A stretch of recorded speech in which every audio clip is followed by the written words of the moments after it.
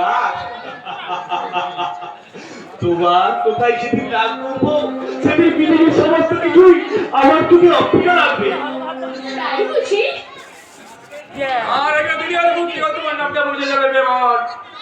আবার কি মনে করে এসেছে নির্লজ্জ? মানকে কোনটার কাজ যত শুধু আসা আর যাওয়া। এবার যে আসা যাওয়ার কথা একটু অন্যদিকে ঘুরে নিতে হবে। কে প্রতিবেশী বাধা দিল, সে পথেই চলতে আমার ভালো লাগে। তোমার মতো কুত্তাকে কিভাবে জব্দ করতে হয় সেই পয়েন্ট আমার জানা আছে। তোমার দায়িত্ব শক্তি নিমেষে নিস্তেজ হয়ে যাবে। কজন কি তুমি সামাল দেবে মানকে? তার চোখ থেকে ঘরের কোণে লুকিয়ে থাকা দিন শেষ হয়ে গেছে। তোমার কথাগুলো তো ভারী সুন্দর, একটু বন্ধন তা কি এই প্রতিটি থাকা হয়? তা জেনে তোমার কি লাভ? না মানে এর আগে দেখি তো তাই। দেখলে কি করতে? মুখে বলে তুমি লজ্জা পাবে। কয়েকটা দিন অপেক্ষা করো, তারপর সব বুঝতে পারবে। আচ্ছা মানকে, আমার এই হাতের একটা ঘুষি যদি তোমার মুখটাতে পড়ে কত আঘাত লাগতে পারে? নিশ্চয়ই আমার চাচ্ছে বেশি হবে না। দশটার করার দরজা খোলা দেবে মান, তুমি এবার আসতে পারো। যাবো তো বলি, তার আগে আর একবার ভালো করে সিদ্ধান্ত নিয়ে যাও। 7 দিনের মধ্যে যদি পোস্ট ছেড়ে চলে না যাও, তাহলে মৃত্যুর জন্য তোমার মালিককে বলে দেবে তোর কেন যদি প্রাথমিক বিদ্যালয়ে স্থাপন করেন তবু এই জায়গা থেকে আমি কোথাও যাব না। দ্বিতীয় দিন যদি এই মসজিদে তোমার স্থানে দেখি যে তাহলে তোমাকে প্রাণ নিয়ে ফিরে নেব না। ঠিক আছে, আমিও দেখে নেবো। কি দেখবে? 7 দিনের মধ্যে যদি পোস্ট ছেড়ে চলে না যাও, তাহলে মৃত্যুর জন্য প্রস্তুত। এই মসজিদে আমার কোনো বাবাই বাধা নেই, যে মাঝে কোনটাকে বাধা দেয়।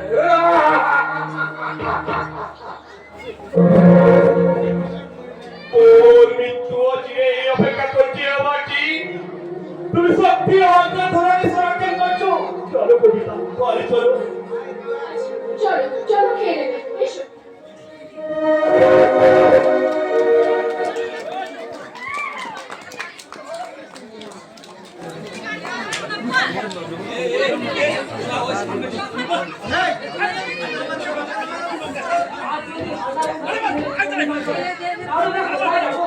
ওই হাজার বাবুর লোক এসে আমাদের মামাদের হাত ধরে টাকালি করে। এই তো 10 দিন আগের কথা। এটা কাকা যুবতী মেয়ে বাসন্তীকে রাতের অন্ধকারে তুলে নিয়ে গেল।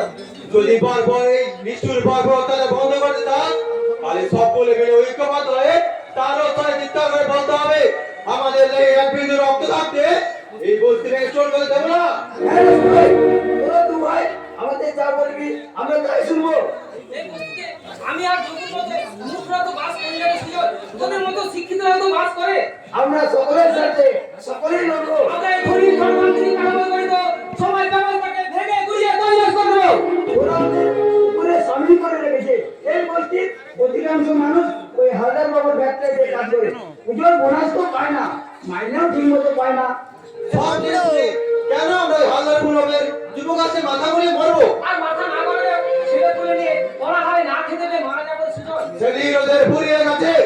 এবার আমরা বুঝতে শিখেছি আমাদের বস্তি মায়ের মর্যাদা ওই বস্তি মেয়তার তো মেয়ের পায়ে বলে দেবো না। না, আর আমরা কুম্ভকর্ণের মতো ঘুমিয়ে থাকবো না। এবার আমরা পুরুষ সিংহের মতো মুখ খুলে বলতে চাই, আজ আমরা জাগ্রত জনতা। কান করে তারপরে ওদের সরকারি বিকাশ করে দিতে আমরা বদ্ধ করিব। আমি খুলে দিচ্ছি, সত্যি তোমরা মূর্খ। তাই সুজয় আর মনোনমিতকে স্বার্থ সিদ্ধির জন্য নিজেদের জীবনগুলো ঝুড়ির কোথায়খানায় বিক্রি করছো। বলবো আচ্ছা তুমি বাবু বলুন, এতদিন আমরা ধনীর কোথায় খেলায় বলতেছিলাম, তাই তাই ওরা আমাদের গাড়ি ট্রান্সফার করে বিক্রি করে মোটা মোটা বানিয়েছিল। তুমি হয়তো ভুলে গেছো আর সামনে দাঁড়িয়ে কথা বলছো। জানি সুকান্ত বাবু, জানি আমি একজন উকিল, আর উকিলের অথরিটি সভায় ওই আদালতে চলু লাল চোখ দেখাবে না তুই বাবু, আমরা আমার লাল চোখ থেকে ভয় পাই না। বাবু এই হাল সরকার আমরা বাড়িতে এত পাতা পেয়ে বসে থাকে না তুই বাবু। ও আইসি, তোমরা আমাকে প্রতারক ভাবছো, কিন্তু না, আপনার আমি তোমাদের হিতাকাঙ্ক্ষী। তাহলে বলুন বিরানের মন্ত্রণে আতঙ্ক করে কি? দেখছো এই যে রণবীর হালদার তার এই বস্তি এলাকায় কোর্টে ইনজাংশন জারি করতে চায়। আতঙ্ক ভগবান, উনি যেন তাই করেন।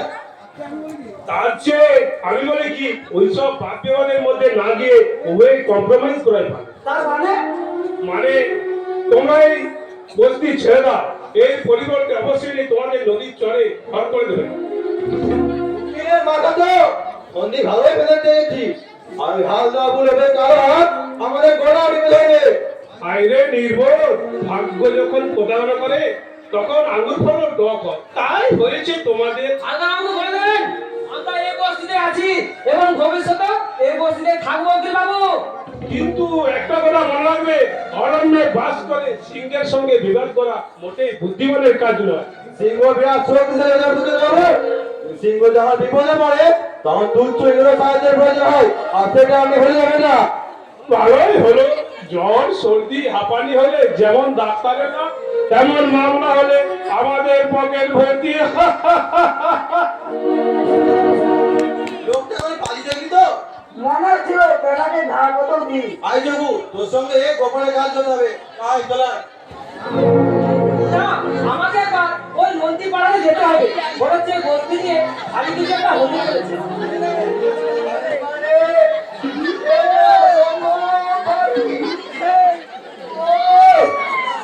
মহানন্দে মাথায় দিয়েছিল বাবা, আমার মেয়ে তো একটা সুন্দরী প্রতিকাজে বিয়ে করলাম। আরে বিয়ের আগে আমি তোমাকে নিষেধ করিনি দাদু। ও খেলতে ছোড়া হাডু আরে তা তোমার চোখে কি নেপা হয়েছে নাকি গো দাদু? হয়নি তো হবে। সেদিন চলে নতুন বাজার দিয়ে সুদের টাকা দিই, আর এখন তারাও যা হয়েছে। বিশ্বাস করো দাদু, এখন আমার হাতে একটা টাকাও নেই। আমার দাদা না আসলে মারো সারা মাথায় দুধের হাতা। আর বলো না দাদু, আমার যে বুকে লাগে ব্যথা। জঙ্গলে ভোলাও সারা জাদু, টাকা না নিয়ে আজ আমি যাচ্ছি না। এ মাসে আমি তোমার টাকা দিতে পারবো না দাদু। কি কি বলে হতে হবে? টাকা দিবি না? টাকা না দিলে তোর বউকে ধরে নিয়ে যাবো। মাঝে মাঝে কথা বলবে না দাদু, তাহলে টাকা আর দেবো না। তার মানে টাকা দিবি না? তুই বাপে মরবি, মুখে রক্ত উঠে মরবি, তুই কেসে কেসে মরবি, আবার হেগে হেগে মরবি। বাবা রে, আমার দুজনে টাকা গো। তোমার এত টাকা কে খাবে গো দাদু? তোর আমার সাথে খরচ হয়ে হারাম দেনা। মারো সারা মাথায়। দাদু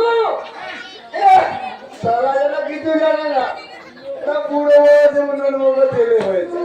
আরে সে তো ভালো কথা গো দাদু। আরে মিষ্টি খেতে 500 টাকা দাও। ছেলেতে নয়, ছেলে তোদের কোনা আমার ছেলের মুখে আপু সাপে সে কি গো দাদু, ওই ছেলে তো তোমার অনেক সাধনার ফসল। সাধনা হতো চুলে গা ঘিরিয়ে ঘিরিয়ে তুমি সামনা বাপ গো দাদু। সাবলে করে দিতুম সবাই। ও ছেলে আমার নয় রে হারু, ও ছেলে আমার নয়। তাহলে ওই ছেলেটা কার গো দাদু? ওই ছেলে পেটে গুলিয়েছে। তার মানে সে কি গো দাদু? তাই তো পেটে গুলিয়ে নিয়ে গেছে মাখা মাখি। আমার বেলায় আরো পেটে গুলি বেলা বড় বড় মাছ মাংস হ্যাঁ? ডিম। তোমার ধারণা ভুল দাদু, ওই ছেলেটা তো তোমার ছেলেও হতে পারে। তোর গোষ্ঠীর মাথা টাকা লোভে অপারেশন করিয়েছি। তার মানে তুমি অপারেশন?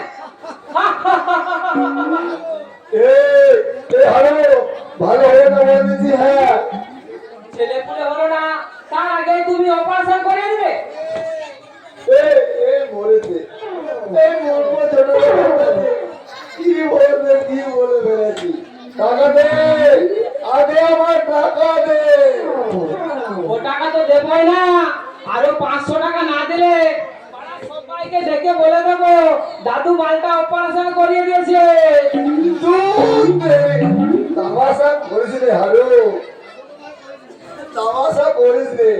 আসলটা নয় পরে দিস। ফোনটা দে দাদু ভাই। একটা পয়সা দেবো না, এ আমি চললাম ঘরে।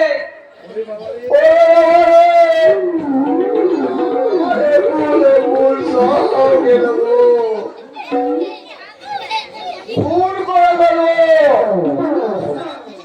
ও চোখাগির বেটা আমার ঘরে আমার যান। আমার 5টা নয় 10টা নয় গো, আমার একটি মতো সুন্দরী গো।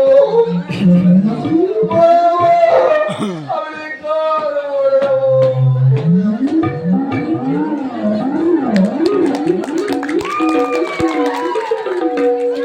এই ছেলেগুলো সামনে যাবে, যাবো চুপচাপ থাকবে, চুপচাপ এই গায় এত গায় এত বড় সাহস বাড়িতে না হয়ে অপমান করে যায়। আমার মনে হয় কোথাও যেন একটা বিরাট বড় ভুল হয়ে যাচ্ছে। না, এ ভুল নয়, এ আমার বাচ্চার নয়। কিন্তু কোনো কিন্তু না, আমরা শোষিত, অবহেলিত, নিপীড়িত মানুষ লড়াই করবো মাথা গোটার আশ্রয়ের জন্য।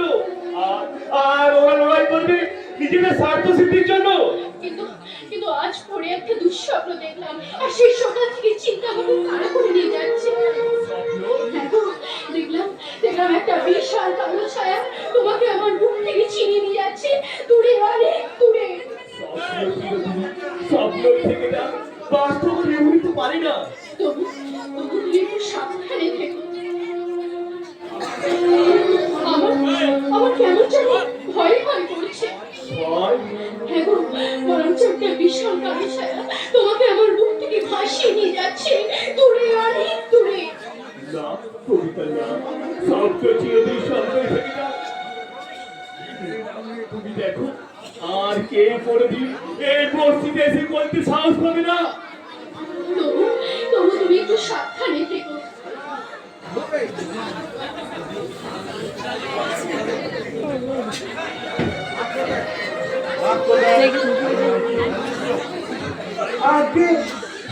কিন্তু আমার অপরাধ আপনি খুনি আসামি। না, এ হতে পারে না। আমার স্বামী খুন করতে পারে না সে। সেটা অনুমতি দেবো না। আমি সত্যি খুনি, তার কোনো প্রমাণ আছে? আপনি যে ভ্যানটাতে চাষ করেন তার আইডেন্টি কার্ডের ভিতর আশেপাশে পাওয়া গেছে, এবং যে ছুরিতে নিঃশব্দ খুন হয়েছে সেই ছুরির ফলায় আপনার নামই খোদাই করা আছে। না, না স্যার, না, এইসব মিথ্যে কথা, এসব ষড়যন্ত্র। কেউ আমাকে জব্দ করার জন্য এই চক্রান্তে জাল বিস্তার করেছে। আমার স্বামী কাজ করতে পারে না সে। সরি ম্যাডাম, আমি হলাম সরকারি কর্মচারী, সুতরাং আপনার কথা বিশ্বাস করে এই আইনকে অগ্রাহ্য করে নিজের উজ্জ্বল ভবিষ্যৎ নষ্ট করতে পারি না। আমার কথা একটিবার শুনুন। এখন আমার স্বামীকে আপনি বাঁচান স্যার, আমার জীবনকে এভাবে হাত ধরে ধরিয়ে দেবেন না। আইনকে অগ্রাহ্য করার ক্ষমতা কারণ নেই। আর রাত্রে আপনি নাইট করছিলেন, তাই নিঃশব্দ যখন রাত্রি 12টার পর খুন হন, আপনার স্বামী 50 জন শ্রমিক তা দেখেছে। এটা রণবীর হালদারের অভিযোগ। রণবীর হালদার? হ্যাঁ, ধরুন ভাই। স্যার, তার আগে আপনাদের মতো ঘুষখোর পুলিশ অফিসারদের আমি কিছু বলতে চাই। আমাকে বিনা অপরাধে সত্যি সাজা পেতে হয়, তাহলে আপনাদের সামনে করা আমার প্রতীক তার বহিষ্কার জ্বলিয়ে পুড়িয়ে ছাই করে দেব। আরে আপনাদের দেবতা পিতা বৈমানিত সমাজ ব্যবস্থাকে চুরমার করে দেব, চুরমার করে দেব। চলুন ভাই। তুমি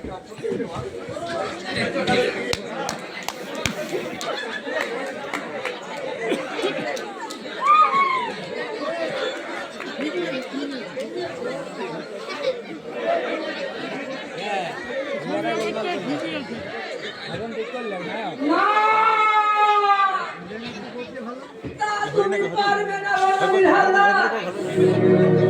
তুমি তোমার পুত্রদের নিয়ে অনেক স্বপ্ন দেখেছিলে, কিন্তু তোমার সব স্বপ্ন আজ কাঠের ঘরের মতো ভেঙে পড়েছে, আর আমি নিরালা বিরকের মতো উড়ে চলেছি শান্তির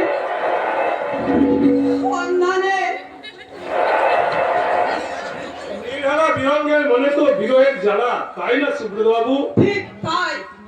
আপনি কত অক্লান্ত পরিশ্রম করে লেখাপড়া শিখলেন, বাট হয় আপনি কোনো কাজ করছেন না কেন? কে বলেছে মশাই আমি কাজ করছি না? তোর মতোই সংসার আদালতে বকেই চলেছি। সংসার আদালত কোনো আইনের ধার ধারে না সুব্রত বাবু। আইন তাদের টকুরা আওয়াজে যে আইনের মুখ বন্ধ হয়ে যায়, সে ভয় আর একটি নাম সুকেতু বাবু।